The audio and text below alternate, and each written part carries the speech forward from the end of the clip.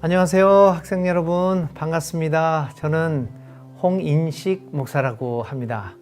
요즘 계속해서 2년 동안 이 코로나가 계속되어져 가고 있습니다. 이 코로나는 이제 끝나는가 했더니 또 오미크론이라는 것이 나타나서 또다시 셧다운이 되고 또 봉쇄가 되고 또 거리두기를 또 시작하게 되어서 학교도 못 다니고 교회도 못 다니는 여러 가지 혼란스러운 상황이 계속되고 있습니다.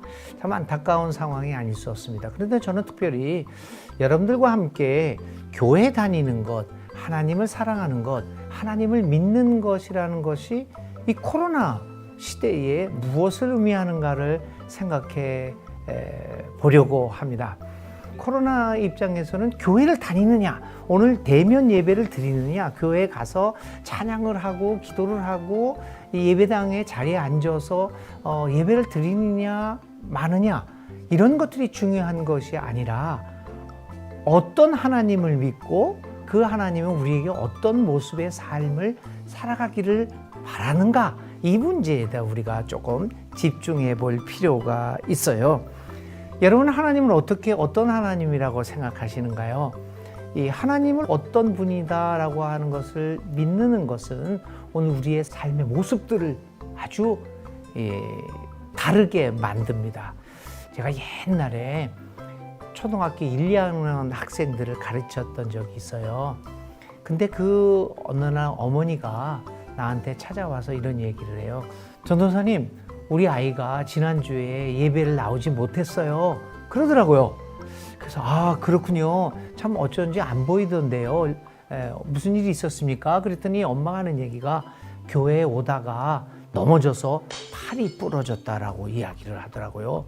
그래서 큰일이네요. 어떻게 팔이 부러졌습니까? 그러니까 이 엄마가 하는 얘기가 저는 하나님께 감사합니다. 오히려 잘 됐어요.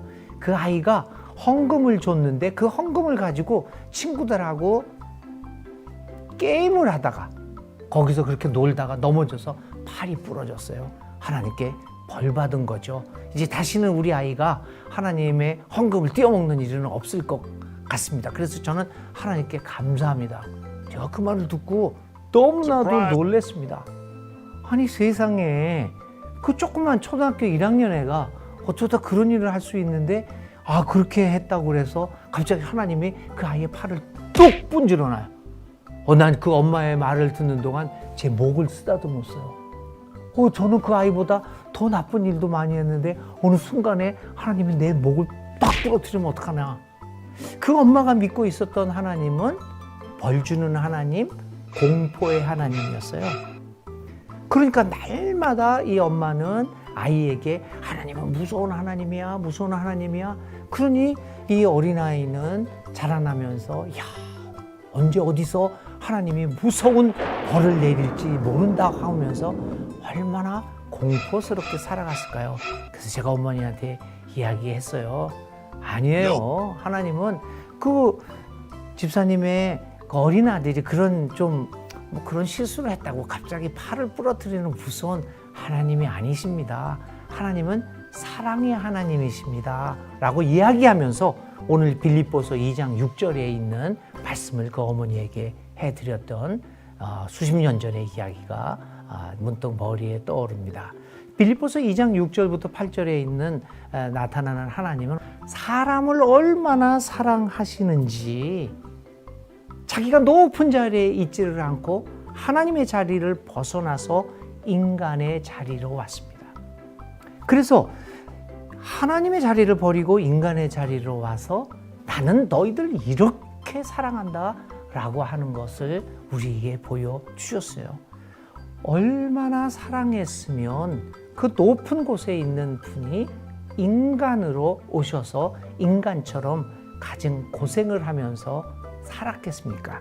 그래서 하나님은 공포의 하나님이 아니라 사랑의 하나님이에요.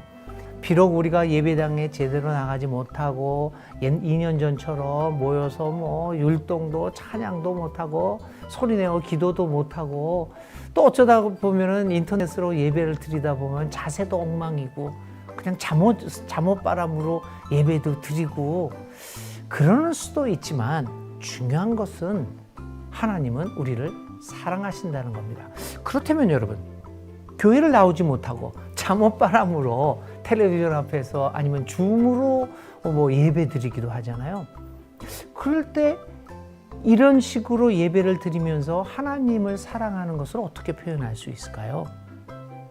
오늘의 말씀처럼 하나님이 인간을 사랑했던 것처럼 우리 주위에 있는 이웃들을 사랑하는 것으로 우리는 하나님에 대한 믿음을 제대로 표현할 수 있게 되는 것입니다. 옛날에 중고등부 가면은 제가 전도사 생활할 때는 벽에다가요 이렇게 표를 했어요. 김아무에게 출석했느냐 해서 딱지도 붙이고 그랬어요. 요즘도 그러는지 몰라요. 그래서 연말이 되면 출석상도 주고 뭐 선물도 주고 막 그랬잖아요. 그러니까 출석을 잘하는 교회 예배당에 잘 나오는 아이는 예수님을 잘 믿는 사람이라고 생각을 했습니다. 요즘은 그렇지 않잖아요. 요즘은 줌을 하더라도요 화면 끄고 음소거 하면 이름만 나와요. 그러면 전도사님은 그걸 보면서 우리 이 아이가 예배를 참석하는 건지 참석 안 하는 건지 제대로 모르죠. 그래서 예배 출석을 가지고 이 아이가 이 사람이 하나님을 잘 믿느냐 그렇지 않느냐 판단이 안 되는 거예요. 여러분도 스스로도 그럴 거예요. 나는 정말 하나님을 잘 믿고 착한 그리스도인으로 살아가느냐? 교회도 못 나가고 오늘은 하필이면 예배를 드리면서 아이스크림도 먹고 뭐 땅콩도 먹으면서 예배를 또 드리는 적도 있었거든요.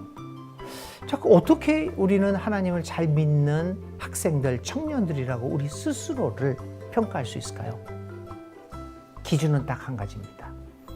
하나님이 하나님의 자리를 버리고 인간의 몸으로 오셔서 그렇게 사랑했던 사람을 우리는 얼마나 사랑하고 이웃들을 서로 사랑하면서 돌보면서 살고 있느냐, 우리 한번 돌아보아야 돼요. 우리 주위에는 여러 다양한 사람들이 있어요. 요즘 우리나라에는 다문화, 그러니까 여러 나라에서 온 다른 사람들이 많죠. 우리하고는 한국 사람으로서는 다른 사람들이 다문화 사람이라고도 이야기를 하고 있죠. 여러 다른 사람들도 우리와 생김새도 다르고 언어도 다르고 여러 다른 사람들이 많아요. 문화도 다르고 정말 생긴 것도 다른 여러 가지 다양한 사람들하고 오늘 우리들은 같이 섞여서 살아가요. 그것뿐만 아니에요. 경제적으로도 차별이 있고 뭐 성별로도 차이도 있고 취미도 또 성향에서도 여러 가지 다른 사람들이 많이 살고 있는 오늘 우리들의 사회예요. 한 30년 전만 해도 우리나라는 같은 사람들끼리만 살았어요. 제가요 외국에서 참 오래 살았습니다. 40년 동안 외국에서 살았어요.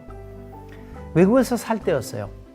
한국에 가끔 이제 몇 년 만에 한국을 나오는데 한국 와서 전철을 딱 타요. 서울에서. 제가 이상했어요. 서울에서 지하철을 탔는데 그 지하철에 온통 똑같은 사람만 있는 거예요. 한국 사람만. 그리고 온통 한국어만 해요. 나는 그게 너무 이상하더라고요. 어떻게 우리 똑같은 사람들만 살지? 왜냐하면 외국에서는 그 전철, 미국 같은 경우에는 전철을 타면요 생긴 게 다 달라요. 그 한 전철 한 칸에서 말해지는 언어가 10대 개가 언어가 말해지기도 해요. 다양한 사회였어요. 근데 30-40년 전만 해도 우리나라는 다양하지 않았어요. 근데 이제 우리나라도 다양해졌어요. 전철을 타면요 들려오는 언어도 다르고 색깔도 다르고 인종도 다르고 국적도 다른 사람이 가득 차 있어요.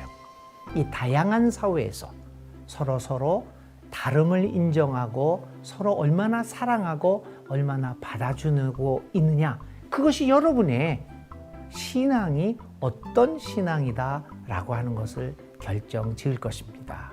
하나님은 하나님의 자리를 버리고 인간의 자리로 오셨어요. 인간을 사랑하기 때문에. 사랑하는 학생 여러분, 오늘 이 코로나 시대에서 예배당에도 잘 나가지 못하고 있지만 그래서 내가 신앙을 가지고 있는 건지 참 그리스도인인지 잘 판단이 안 되는 이 순간에 여러분들의 삶을 돌아보십시오.